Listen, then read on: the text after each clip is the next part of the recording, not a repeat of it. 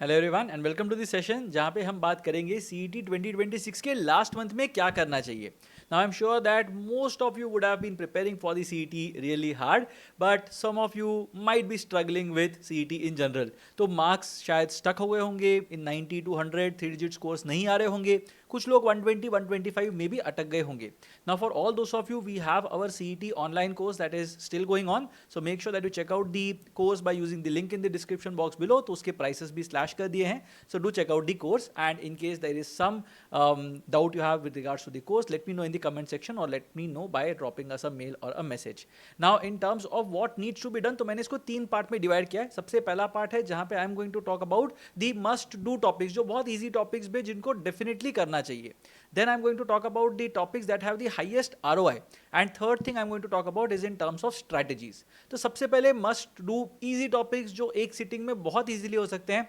2-3 घंटे के अंदर you can easily finish one topic entirely. तो ऐसे topics हमारे पास है blood relations, directions and syllogisms from logical reasoning. So blood relations के अंदर we can get questions which are single questions जहाँ पे pointing towards a person in a photo. Someone says that she is the only daughter of the father of someone, right? And ये चीज हो सकती है. The other thing is blood relations can be a part of arrangements based questions as well. And एक तीसरा question type होता है blood relations का जो बहुत लोगों ने शायद नहीं देखा होगा, and that is blood relations which is linked to coding and decoding. जहाँ पे $B का मतलब A is the mother of B, A*B का मतलब A is the father of B. इस टाइप के कोड्स दिए होते हैं, and then you have to figure out what is the relationship when we are saying A$B*C and so on and so forth. तो ये वाला एक क्वेश्चन टाइप आता है जो काफी रेयर होता है, लोगों को इतना पता शायद नहीं होता इसके बारे में, but then it's a very popular question type and you might struggle in case you have not practiced this thoroughly. Directions is probably the easiest topic that can appear at the CET, जिसमें 4 primary directions, 4 secondary directions, right, left, basic trigonometry या 30, 60, 90, 45, 45, 90 इतने triangles अगर पता है तो you are done with directions entirely. Syllogisms बहुत easy topic है. 4 type के statements होते हैं, all, some, no and some not. तो ये क्वेश्चन टाइप्स होते हैं, बहुत इजी होता है सिलोजिज्म्स के question types. Just make sure that you are paying attention to the instructions of the question. कहीं कहीं पे बोला होता है that you have to select those conclusions that follow from at least 2 statements, और कहीं कहीं पे नहीं दिया होता. So how to tackle that is basically going to be syllogisms का एंटायर एसेंस. उसके बाद आता है coding decoding. Now coding decoding में क्वेश्चंस इनफाइनाइट तरीके के आ सकते हैं, but if you look at the concept काफी straight forward है. You have to just understand the positions of the letters. So अगर E, J, O, T, Y पता है, 5, 10, 15, 20, 25 है, you know the forward positions of the letters, backward positions of the letters, you are sorted. Similarly series के अंदर भी अगर basic logic मुझे पता है, I can look at differences, first level, second level, third level differences, ratios अगर मैं देख रहा हूं, if I know the squares, if I know the cubes, if I know some of the factorials, and if I am able to figure out some of digits and product of digits, ये concepts अगर समझ में आ गए तो 4 questions बहुत easily हो सकते हैं out of the 5 questions that might appear from series. उसके बाद है clocks and calendars. Now, if you have not checked out clocks and calendars का session that I had conducted on this very YouTube channel, do go to the live tab. उसमें आपको सबसे ऊपर मिल जाएगा clocks and calendars के ऊपर का एक session, जिसमें I have covered how exactly to figure out the angle. If the time is known, you have to figure out what amount of time will be passed before a certain position is reached. And उसकी trivia, calendars के अंदर कैसे हम कोई भी date के time पे कौन सा या कोई भी डेट पे कौन सा डे आता है ये पता कर सकते हैं. Doomsday algorithm, everything I have explained in terms of that session. So do check out that session if you want to understand my teaching style 1 and if you want to understand clocks and calendars in general. उसके बाद आता है cubes and dice पे. अब cubes and dice के 2 types आ सकते हैं. एक होता है विजुअल रीजनिंग के अंदर, जहां पे we are looking at cubes के कुछ faces and then we are trying to predict what will be the opposite face to something. अब इसके ऊपर भी एक सेशन मैंने किया हुआ है. So if you go to the live sessions you will see among the recent sessions that I have done, जिसमें क्यूब्स एंड डाइस के ऊपर एक विजुअल रीजनिंग का सेशन होगा. एक और टाइप आता है क्यूब्स एंड डाइस का, which is generally going to come which you are going to come across in LR, and वहां पे होता है कि क्यूब को पेंट कर दिया ऑन ऑल 6 फेसेस. तो how many cubes will have exactly 3 colours, at least 2 colours, 2 sides painted, no sides painted, exactly 1 side painted. तो ये सारी चीजें आ सकती है. Again a very simple concept that you can master in a couple of hours. उसके बाद है विजुअल रीजनिंग में एनालॉजीज वाले क्वेश्चन टाइप में। अब यहाँ पे कुछ भी नहीं करना है, यू जस्ट हैव टू सी कि फर्स्ट और सेकंड में क्या रिलेशनशिप है, और वही रिलेशनशिप होगा फिगर 3 एंड फिगर 4 के अंदर। तो थोड़ा प्रैक्टिस कर लोगे, you will be able to figure out how exactly to tackle these questions. And अगर मैं वर्बल की बात करूं तो उसके अंदर भी दो टाइप्स है which you can master by going through a list that is there of idioms. So idioms की एक लिस्ट है, again that is a part of the course, also it has been shared on the Telegram group, that is an open Telegram channel, so do have a look at that as well. If you have not joined it already, वहां पे join कर लेना, वहां पे you will be able to find the document with the list of idioms that are important from the point of view of CET. Also odd one out की बात अगर करेंगे तो यहाँ पे there will be a group of words that will be given, 4 of them will be alike, एक जो होगा वो अलग होगा, you have to figure out which one is the odd one out. अब इसमें थोड़ा सा वोकैबुलरी का इन्फ्लुएंस भी आ सकता है, but in general you can prepare for these kind of questions very easily. अब आते हैं हाईएस्ट ROI टॉपिक्स में. अब ये थोड़े हैवी वेट्स हैं, एंड ये स्लाइड पे जो भी टॉपिक्स मैंने दिए हैं ना, they are going to contribute to रफली 100 marks out of 200 when it comes to the CET. तो सबसे पहले RC ग्रामर एंड वोकैबुलरी, ये पूरा का पूरा बैकबोन है when it comes to the verbal ability and reading comprehension section. RC में typically we have seen 10 to 15 questions appear. Grammar के अंदर अगर देखते हैं तो 10 क्वेश्चन आते हैं, कभी कभी 5 या 10 क्वेश्चन बहुत easily we can expect, and basic rules अगर पता है, you should be able to handle grammar very easily. Vocabulary is a tricky topic, but if you have done most of the grunt work that needs to be done through, let's say for example NMAT के vocabulary list में से या फिर GRE word list में से अगर कुछ preparation किया हुआ है, you will find some relatable words. Now of course sometimes these questions can become extremely nonsensical, and वहाँ पे कोई भी option समझ में नहीं आएगा क्या है, तो उस टाइम पे कुछ कर नहीं सकते, but you can be prepared for 3 or 4 out of 5 questions from vocabulary that might appear. अगर हम LR की बात करें तो वहाँ पे arrangements and verbal reasoning are the types that are the most important. इसको अगेन टेक्निकली हम टैकल कर सकते हैं. अरेंजमेंट्स में you just have to be careful that simply because it's a difficult question does not mean that उसको solve करने से मुझे ज्यादा मार्क्स मिलने वाले हैं. CET will award 1 mark for every correct answer. तो इसका मतलब ये नहीं है कि हम डिफिकल्ट क्वेश्चंस करेंगे तो हमको बेनिफिट होगा, नहीं. In fact if you solve easier questions you might be at an advantage purely because easier questions को फास्ट करना is basically going to be the objective of your preparatory journey when it comes to the CET. Verbal reasoning के अंदर assumptions, inferences, conclusions, strong argument, weak argument, probably true, probably false, बहुत ही घटिया question type है but आ सकता है. उसके बाद courses of action, assertion, reason, ये सारी चीजें जो है वो वर्बल रीजनिंग में आती है. If you cover assumptions, inference, conclusions वो कर लोगे, आगे की चीजें बहुत इजीली समझ में आ जाएंगी. विजुअल रीजनिंग के अंदर series based questions are generally going to contribute to 10 to 15 questions out of 25. तो सीरीज बहुत इंपॉर्टेंट हो जाता है. Practice as many series based questions as you can through mocks, and वो वाले क्वेश्चंस जो होंगे वो काफी ज्यादा दिखेंगे एक्चुअल CET में रिपीट होते हुए. So that I can almost guarantee you that you will be able to see a lot of familiar questions in your actual CET का visual reasoning section if you have taken a lot of mocks. Percentages, profit and loss, SICI, very very important topics. इसका second part अगर देखेंगे तो averages, mixtures, alligation based rule वाले questions या फिर replacement वाले questions, ये बहुत इंपॉर्टेंट है from the perspective of quant. इसके बाद अगर मैं आता हूँ ratios, partnerships, time speed distance, time and work, ये इंपॉर्टेंट होते हैं not purely in terms of quantitative ability but also in terms of DI, because DI के काफी सारे क्वेश्चंस में you might have to take ratios, you might have to figure out the percentages, और कभी कभी averages भी लेने पड़ सकते हैं. तो ये टॉपिक्स बहुत इंपॉर्टेंट हो जाते हैं in terms of quant specifically. अब लास्ट मंथ में मुझे क्या स्ट्रैटेजीज फॉलो करनी चाहिए if I am to crack the test.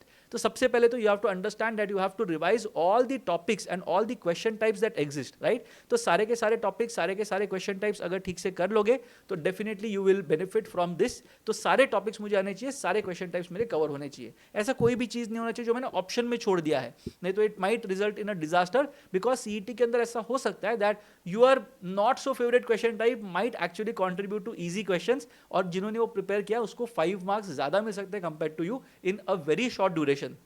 So do not leave anything in option.